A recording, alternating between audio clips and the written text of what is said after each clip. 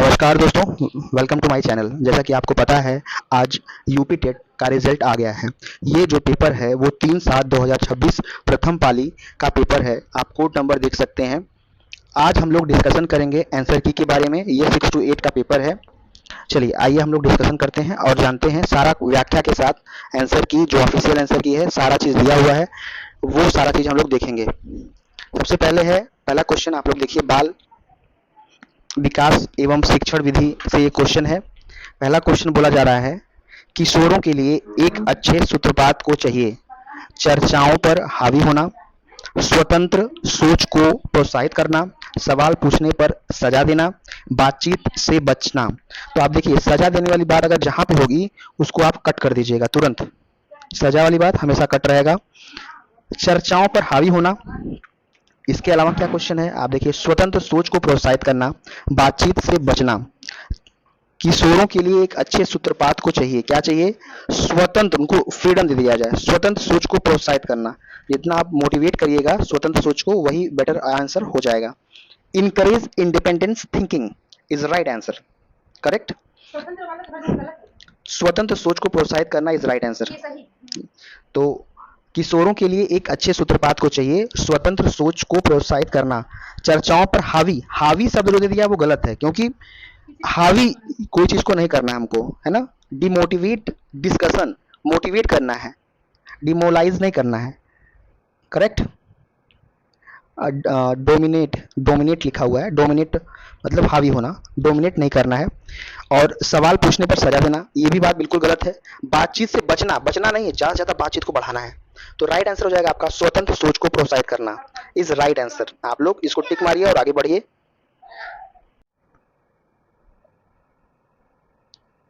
चलिए लीजिए आनवी से बात करिए। बोलो बोलो। पापा का पापा का दीदी। पापा के चैनल को सब्सक्राइब करिए आप लोग। अरे पापा को पैसा दीजिए। पापा का चैनल को, पापा के यूट्यूब चैनल को सब्सक्राइब करिए आप लोग। चीना को पापा के लिए। चलिए, आप लोगों को कैसा लगा? ये छोटी बच्ची है जो बोली है, आप लोग जरूर इस बात को फॉलो करिएगा। आइए अगले क्वेश्चन हम लोग बढ़ते हैं। क्वेश्चन क्या रहा है? प्रारंभिक किशोरों। चलिए अगला क्वेश्चन है, प्रारंभिक किशोरावस्था के दौरान पहचान निर्माण काफी हद तक इससे प्रभावित होता है। जीन से, सहकर्मी समूह की बातचीत से, प्रतिक्रिया से या कंडीशनिंग से? B option. सहकर्मी समूह की बातचीत से आपने बताया। इंग्लिश देख लीजिए, इंग्लिश क्या क्या है? जीन्स है, पीयर ग्रुप इंटरेक्शन, इसके अलावा रिफ्लेक्शन, रिफ्लेक्स या कंडीशनिंग। तो बिल्कुल सही आपका जवाब है कि प्रारंभिक किशोरावस्था के दौरान पहचान निर्माण काफी हद तक इससे प्रभावित होता है, सहकर्मी समूह की बातचीत से। जितने भी हम लोग बातचीत करेंगे, डिस्कशन करेंगे, पीयर ग्रुप इंटरेक्शन, जितना ग्रुप में डिस्कशन होगा, इंटरेक्शन होगा, वो सारा ऑप्शन आप बिल्कुल सही मार के चलिए। तो आपका राइट आंसर हो जाएगा सहकर्मी समूह की बातचीत, करेक्ट आंसर। चलिए अगला क्वेश्चन, कौन सा कारक बच्चों में भावनात्मक सुरक्षा से सबसे अधिक निकटता से जुड़ा हुआ है? प्रतियोगिता परीक्षाएं, अधिकारपूर्ण पालन पोषण, सख्त सजा, अलगाव। देखिए आप ऑप्शन को कैसे काटेंगे, ऑप्शन को काटने का तरीका आप सबसे पहले समझिए। सख्त सजा तो बच्चा को देना ही नहीं है, अलगाव की बात बिल्कुल नहीं करनी है, प्रतियोगी परीक्षा और अधिकारपूर्ण पालन पोषण। कौन सा कारक बच्चे को भावनात्मक रूप से सबसे अधिक निकटता से जुड़ा हुआ है? अधिकारपूर्ण पालन पोषण अगर आप बोल रहे हैं सही है तो इसकी इंग्लिश भी आप देख लीजिए। अथॉरिटेटिव पेरेंटिंग और कंपटीशन एग्जाम। तो आप बताइए, कंपटीशन एग्जाम कभी होता है? प्रतियोगिता परीक्षा तो होता ही नहीं है, तो ये भी ऑप्शन कट गया। तो राइट आंसर क्या हो जाएगा आपका? अधिकारपूर्ण पालन पोषण, बिल्कुल सही है। आप इसका आंसर की भी देखिए, ऑफिशियल आंसर की, अधिकारपूर्ण पालन पोषण, ये बिल्कुल सही है। अथॉरिटेटिव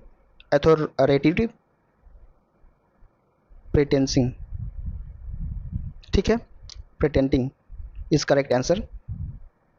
शिक्षण सत्र में परिचयात्मक चरण का मुख्य उद्देश्य निम्नलिखित कौन सा होता है?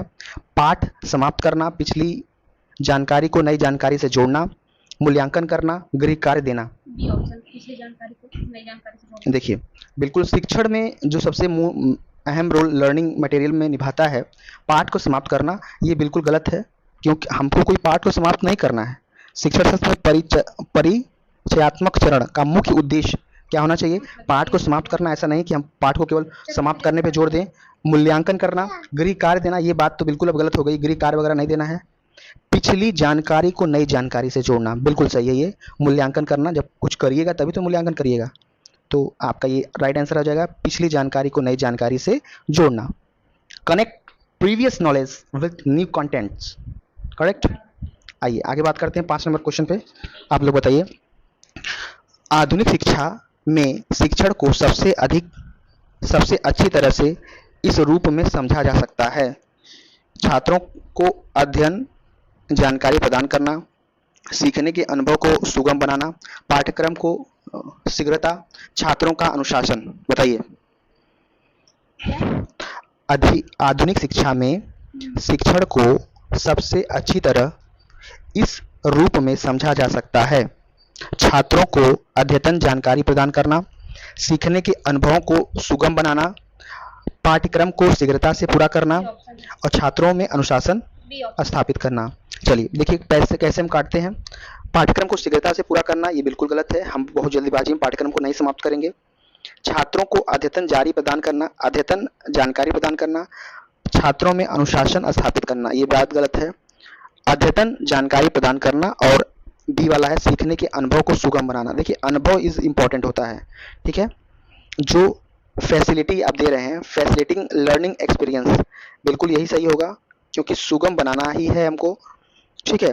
Delivering up to date information to student, बिल्कुल है, मतलब जानकारी प्रदान करना, लेकिन सबसे बेस्ट ऑप्शन देखा जाए तो बी वाला है, सीखने के अनुभव को सुगम बनाना। सुगम बनाइए, अनुभव वाली बात बिल्कुल सही रहती है। देखिए क्वेश्चन जो आपकी बार यूपी टेट में पूछा गया था 6 to 8 में, कुछ मिलता जुलता सीटेट से था, इसका आपने अनुभव किया होगा। कुछ ट्रिक होता है, अगर उसे आप पकड़ लीजिएगा तो बिल्कुल गलती होने का चांस नहीं रहेगा। अगर आप बात इसके करिए तो गलती होने का चांस बिल्कुल नहीं रहेगा। कब? जब आप बिल्कुल सही ढंग से करिएगा क्वेश्चन। तो आइए हम लोग आगे देखते हैं। कक्षा शिक्षण में प्रभावी संचार का एक अच्छा उदाहरण निम्नलिखित में से कौन सा है? प्रतिक्रिया टालना, छात्रों की प्रतिक्रिया पर नज़र रखना और शिक्षण विधि को समायोजित करना, छात्रों की समझ की परवाह किए बिना व्याख्यान जारी रखना, केवल जहां मिले तुरंत काटिए आंख मूंद के, और छात्रों की समझ की परवाह किए बिना व्याख्या तो लेक्चर वाली बातें नहीं, बच्चों से करना है, ये भी कट जाएगा सी वाला ऑप्शन। प्रतिक्रिया टालना, ये भी बात गलत है, और बी वाला ऑप्शन ही सही हो जाएगा, छात्रों की प्रतिक्रियाओं पर नजर रखना और शिक्षण विधि को समायोजित करना, इस करेक्ट आंसर हो जाएगा। आप लोग इसको मार लीजिए। बहुत आसान क्वेश्चन आया था, लेकिन कुछ लोग गलती करने का रीज़न है उन्होंने तैयारी अच्छे से नहीं की और वो ट्रिक नहीं पकड़ पाए कि हमको किस किस ट्रिक पे काम करना है। हम सामने को बच्चे को रख के, बिल्कुल करेक्ट बात आपकी है, कोई बात नहीं है, आप नेक्स्ट टाइम प्रयास करिएगा। आगे बात करते हैं। किशोरावस्था 12 से 14 वर्ष के दौरान समावेशन को विशेष रूप डैश का समर्थन करना चाहिए। क्वेश्चन है 12 से 14 वर्ष की बात की जा रही है। आप सोचिए ना, 12 से 14 वर्ष का बच्चा को उठाइए और उसको देखिए, क्या प्रतिक्रियात्मक विकास करेंगे, पहचान निर्माण करेंगे, या संवेदी प्रेरक विकास होगा, या सहज प्रवृत्ति पर नियंत्रण होगा? क्या होगा? 12 से 14 वर्ष के दौरान पियाजे का स्टेज आपको याद होना चाहिए, जीन पियाजे। तो अगर आप जीन पियाजे का स्टेज देखेंगे 12 से 14 वाला, तो बताइए क्या होगा? पहचान निर्माण इज राइट हो जाएगा। क्यों? संवेदी प्रेरक तो आपका 2 से में हो जाता है, सहज प्रवृत्तियां तो आपका पहचान निर्माण इज राइट आंसर, ठीक है। अब चलिए थोड़ा सा आप आनवी से बात करिए। आनवी बोलिए, आपने फोटो क्यों फाड़ा? हमने फोटो तो क्यों फाड़ा? क्यों आपने फाड़ा, बताइए, रीजन बताइए। तूने हमने फाड़ा। आपने फोटो को, जो हम लोग गए थे आज रामायण मंदिर फोटो खिंचवा के लाए, उसको क्यों फाड़ा? बोलिए, जवाब दीजिए, जनता जानना चाहती है। क्यों? जनता आपसे जवाब पूछ रही है, बताइए क्यों फाड़ा? चलिए ठीक है, धन्यवाद।